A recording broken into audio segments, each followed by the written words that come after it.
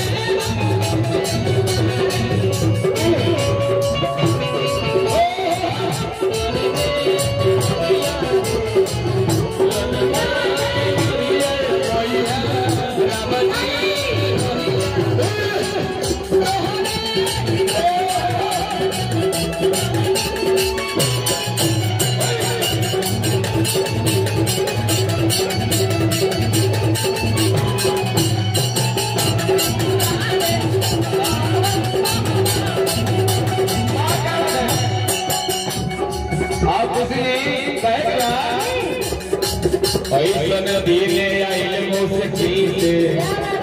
मोदी जी चले बड़े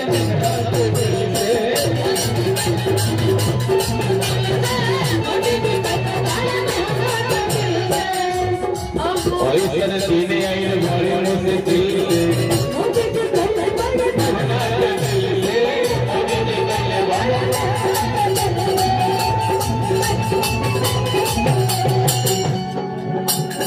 खींचे सोच गई हो या गई हो,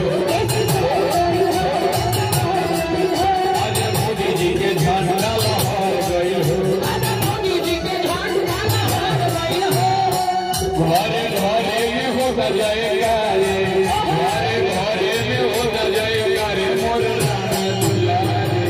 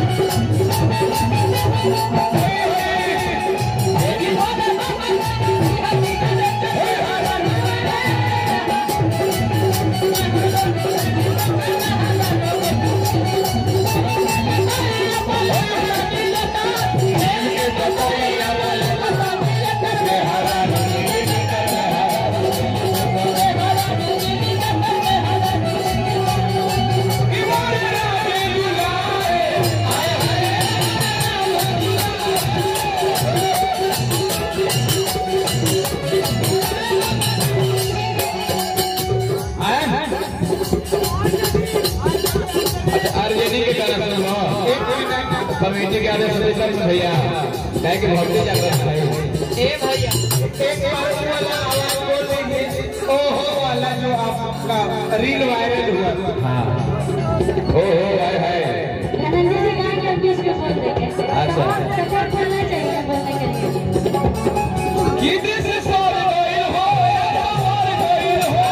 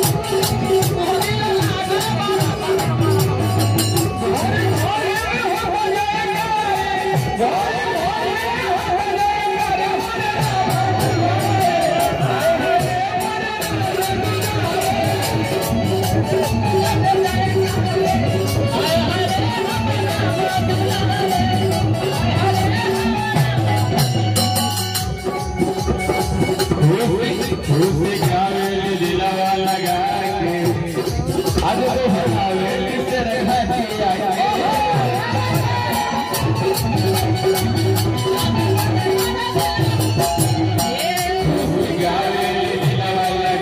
आई के वो हमारे पंडरी में आके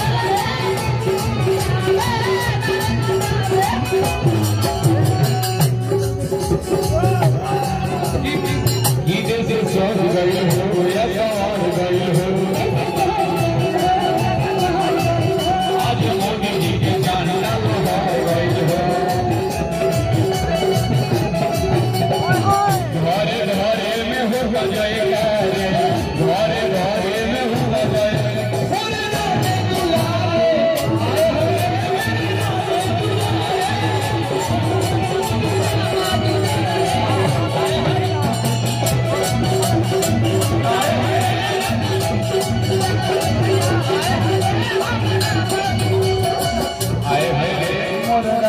दुलारे हाय हाय हाय हाय रे मोर राम दुलारे हाय हाय रे मोर राम दुलारे हाय रे मोर राम दुलारे हाय हाय रे मोर राम दुलारे